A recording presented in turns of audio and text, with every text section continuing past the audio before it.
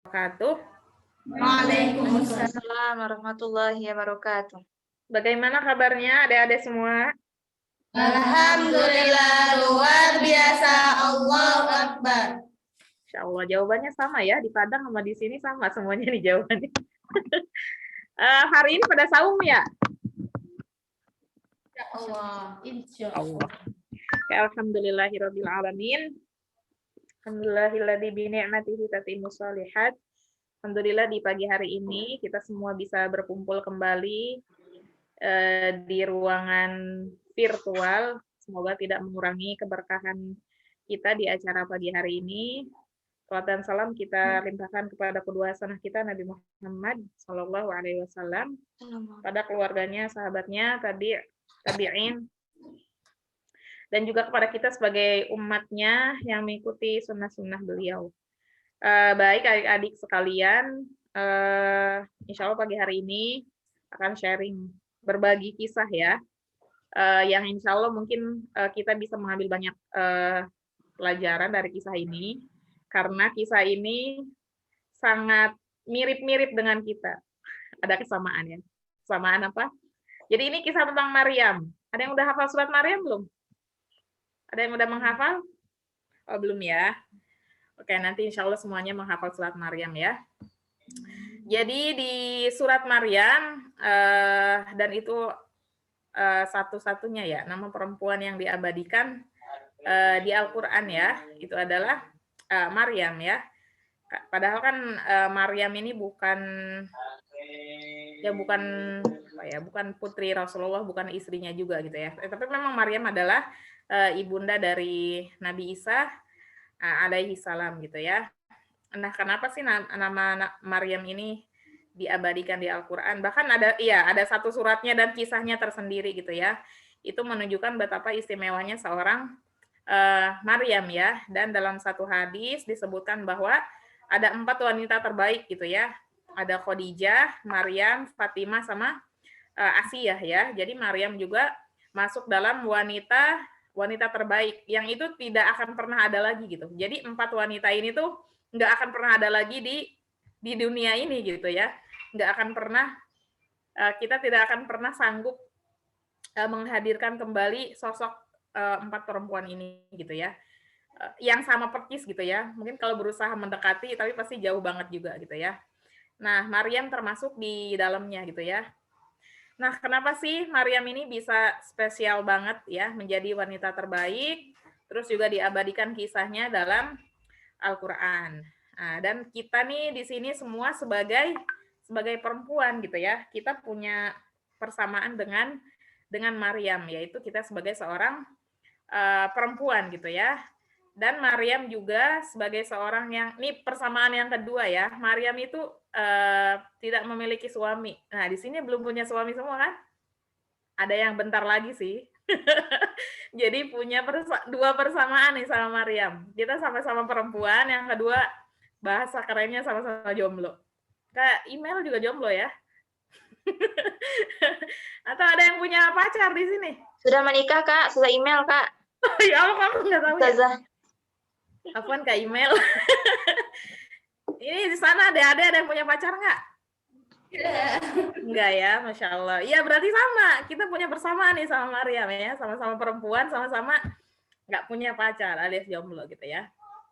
Nah, gimana caranya supaya kita juga menjadi perempuan seperti Maryam gitu ya, yang menjadi perempuan terbaik kita, karena ya kisah itu bukan sekedar untuk kita ya udah didengarkan doang gitu, nggak seperti itu ya. Kita ambil pelajarannya, terus kita ikuti jejak-jejaknya gitu ya, kehidupan Maryam itu seperti apa, ya udah kita mengikuti gitu supaya kita juga menjadi perempuan terbaik pada masa sekarang ya, pada zaman sekarang gitu, di era milenial ya dibilangnya ya. Jadi kan Maryam itu kita tahu ya bahwa, atau kalau surat Ali Imran kayaknya udah ada yang hafal ya, mungkin ada sebagian yang udah menghafal teman-teman di sana, tuh ada kisahnya ya.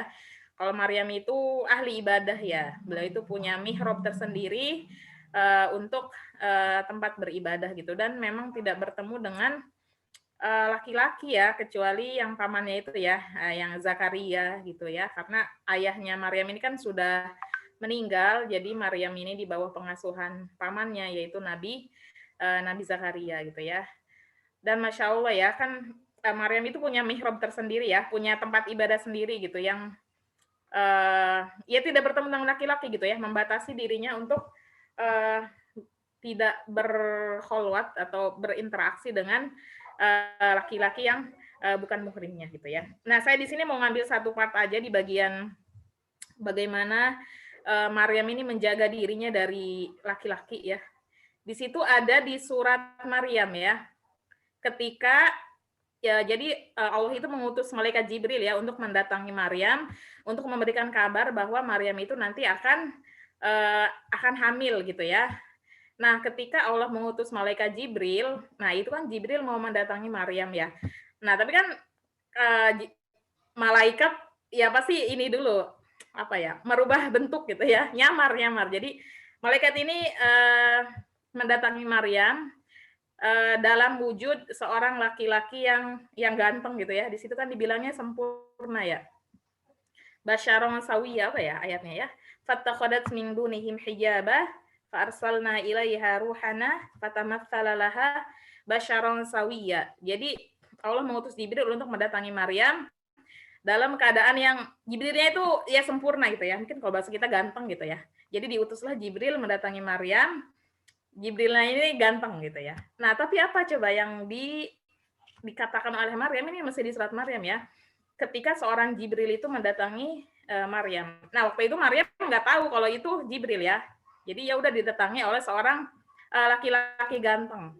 Nih, di sini adik-adik semua kira-kira kalau ada laki-laki ganteng, sempurna ya, Basyaron Sawiyah, terus datengin adik-adik semua, kira-kira gimana? Bakal bilang apa? Subhanallah, Masya Allah, sungguh indah ciptaanmu, gitu ya. Atau minta foto bareng kali ya, atau lain sebagainya gitu ya. Gimana lah kita ngelihat laki-laki ganteng pasti takjub gitu ya. Udah seneng banget kan didatengin gitu ya. Mungkin didatengin artis contohnya gitu ya, yang lagi viral banget tiba-tiba nggak datangin kita. Wah, itu udah pasti seneng banget ya, udah minta foto, udah kita pamer ke yang lain gitu. Ya, udah ketemu nih sama cowok ini gitu ya, ganteng. Nah, tapi coba apa yang dilakukan Maryam ketika didatangi oleh seorang malaikat dalam wujud laki-laki yang ganteng gitu ya. Maryam berkata, qalat inni a'udzu birrahmani minka in kunta taqiyya. Nah, justru ketika Maryam didatangi laki-laki ganteng, Maryam bilangnya a'udzu birrahman, aku berlindung kepada Rob yang Maha Rahman gitu ya.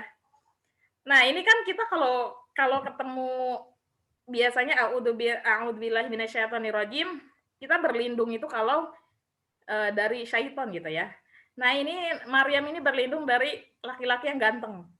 Nah, kita tuh pernah gitu nggak ketemu laki-laki ganteng terus bilang, ya Allah aku berlindung dari laki-laki ganteng ini gitu. Kenapa itu? Karena saking Maryam itu menjaga kesucian dirinya gitu ya. Maryam itu takut gitu, bahkan laki-laki ganteng aja ngedatanginya takut gitu ya. Nah, itu bisa dilihat bahwa ketika kita berinteraksi dengan lawan jenis gitu ya. Nah, karena ini era media sosial gitu ya, berinteraksi dengan lawan jenis itu nggak terbatas kalau ketemu aja. Ini kalau online juga sama gitu ya. Contohnya nih, stalking IG. Nah, itu kan kalau di IG tuh fotonya cakep-cakep ya. Ya, udah pakai filter, kamera apapun dipakai sama mereka kan. Nah, coba teman-teman kalau lagi buka IG gitu ya, nemu foto cowok-cowok ganteng atau Ikhwan kali ya, Ikhwan soleh yang ganteng, ini bilang nggak kita aku berlindung dari Ikhwan ganteng ini, dari cowok-cowok ganteng ini gitu. Atau kita tuh menikmati kegantengannya. Wah, ini cakep banget sih ini, terus di like juga. Terus nanti cari lagi artis-artis yang lain yang cakep-cakep. Terus kita nge-like gitu ya. Nah, apakah itu yang dilakukan seorang perempuan terbaik yang Allah abadikan kisahnya? Kan bukan seperti itu ya, yang dilakukan oleh Maryam itu bukan seperti itu gitu. Maka kalau kita pengen jadi Maryam masa kini gitu ya, kita juga mesti mengikuti apa yang dicontohkan oleh Maryam gitu ya. Jadi menjaga dirinya dari laki-laki gitu ya. Bahkan laki-laki ganteng aja tuh ini gitu. Maryam tuh takut maksudnya deket-deket gitu ya. Kalau kita kan kayaknya kebalikan gitu ya, ada laki-laki ganteng jadi malah seneng gitu ya. Tapi kalau Maryam tuh Masya Allah menjauhkan dirinya dari hal-hal yang ya terutama dalam hal berinteraksi dengan lawan jenis gitu ya. Nah, kan adik-adik semua di sini dalam masa puber ya, ABG nih, baru ABG ya. Jadi mungkin ketika melihat ya ada yang agak-agak bening gitu ya, karena di sana kan teman-temannya perempuan semua gitu. Pas keluar sebentar lihat wah ada yang cakep-cakep gitu ya. Atau pas lagi buka media sosial lihat banyak yang cakep-cakep gitu ya, artis luar negeri atau mungkin kalau anak-anak sekarang tuh sukanya yang K-pop itu ya, yang cowok-cowok Korea yang cantik-cantik itu ya, gitu ya. Nah, jangan sampai kita menikmati itu semua gitu ya. Kita harus segera melakukan apa yang dilakukan oleh Maryam juga. Ya, qalat inni a'udzu birrahmani minka in kunta taqiyya gitu ya. Kita berusaha menjaga diri dari hal-hal yang semacam itu ya. Salah satunya dengan menundukkan pandangan. Itu juga ada perintahnya di Al-Qur'an gitu ya. Jadi insya Allah sebenarnya pusat dari semua hawa nafsu itu kan berawal dari pandangan itu gitu ya.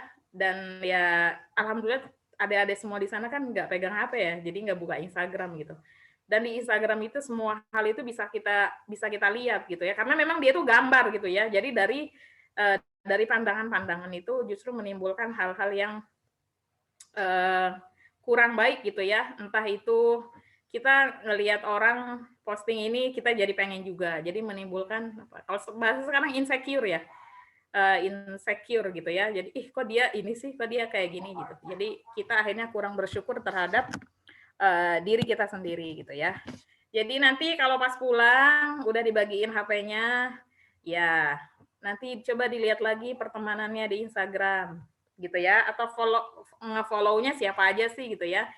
Ya yang cowok-cowok ganteng itu nggak usah di-follow berarti di-unfollow aja sekarang ya. Itu bagian dari cara kita a'udzu birrahmani minka ingkung tataqiya gitu ya. Kalau kita nggak bisa nih ya udah kita unfollow aja, nggak usah di follow gitu ya.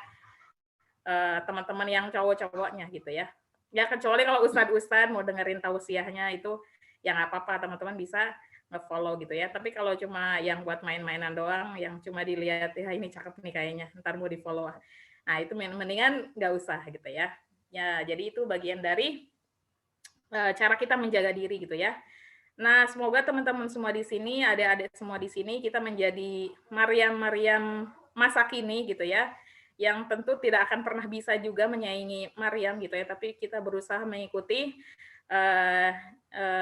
jejak-jejaknya Maryam gitu ya. Semoga dengan begitu kita juga termasuk orang-orang yang atau perempuan gitu ya, yang Allah berikan karunia gitu ya, seperti yang diberikan kepada Maryam ya, yang menjaga kesucian dirinya. Oke, mungkin itu aja yang bisa saya sampaikan di pagi hari ini. Wala'afu minkum. Wassalamualaikum warahmatullahi wabarakatuh. Waalaikumsalam warahmatullahi wabarakatuh.